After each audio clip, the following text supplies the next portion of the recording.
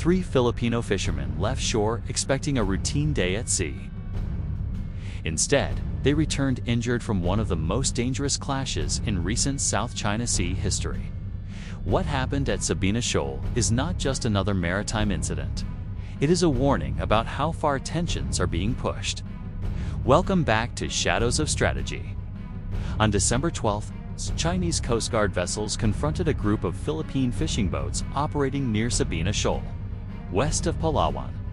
This area lies well within waters claimed by the Philippines under international law. According to Philippine authorities, Chinese ships fired high-pressure water cannons directly at the fishermen's boats. The force was strong enough to injure 3 fishermen and damage multiple vessels.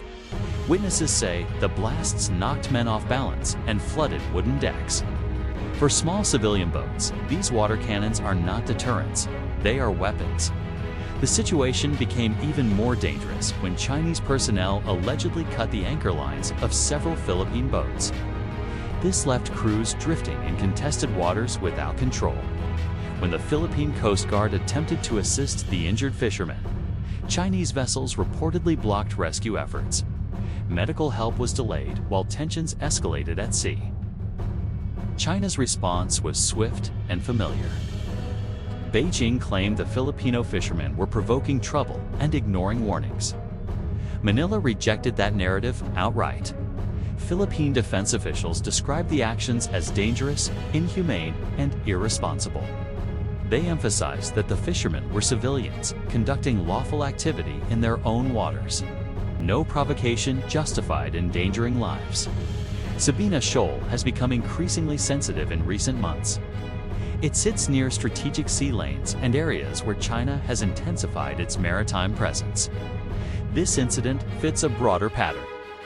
Water cannon attacks, close maneuvers, and intimidation tactics have become common tools in contested areas. For the Philippines, the issue is no longer abstract sovereignty. It is about protecting citizens whose livelihoods depend on access to these waters. Fishermen now operate knowing they could face armed Coast Guard vessels at any moment. That reality is reshaping how Filipinos view the conflict. The Philippine government filed a formal diplomatic protest following the incident. Officials demanded accountability and an end to aggressive maritime behavior. Allies of the Philippines are watching closely. The United States reiterated that its defense commitments apply to attacks on Philippine vessels. Japan and Australia have also expressed concern about rising instability in the region. The incident reinforces fears of miscalculation at sea.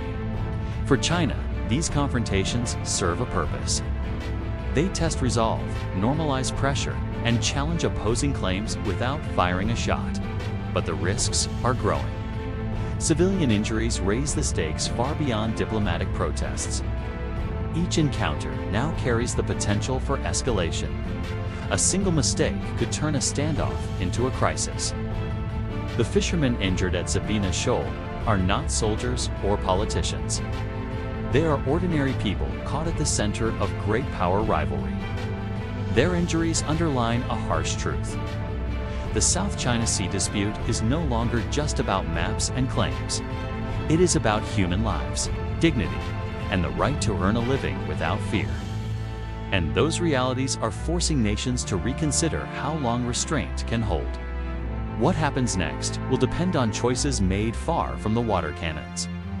Diplomacy, deterrence, and accountability will shape the outcome. But one thing is clear. The clash at Sabina Shoal has pushed tensions into a more dangerous phase. If you want continued, clear analysis on developments in the West Philippine Sea and beyond, stay with us. Like the video and subscribe for more insights here on Shadows of Strategy.